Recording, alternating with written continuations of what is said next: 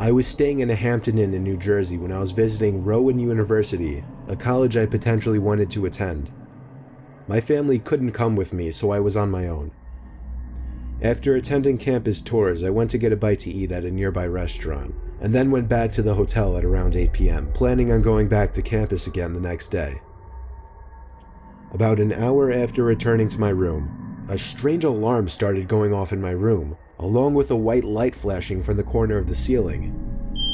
A message started looping shortly after as well, saying something along the lines of, "All Hampton Inn guests, please remain in your rooms, this is a lockdown." I'd never heard of a lockdown in a hotel. I never even knew hotels had alarms like this. I found it more interesting and exciting than anything else. Eventually the sound of the alarm stopped, but the light kept flashing, and every 20 seconds or so the message would repeat.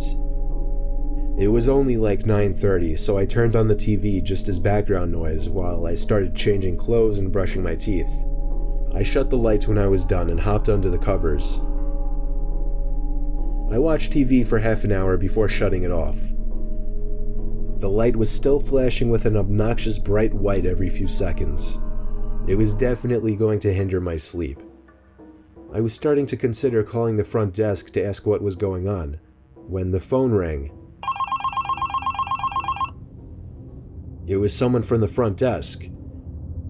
I was expecting them to tell me something about the alarm and when it would shut off, but instead the person on the other end spoke in a very concerned voice. She told me to remain calm and walk out the door. I took that opportunity to ask her what exactly was going on.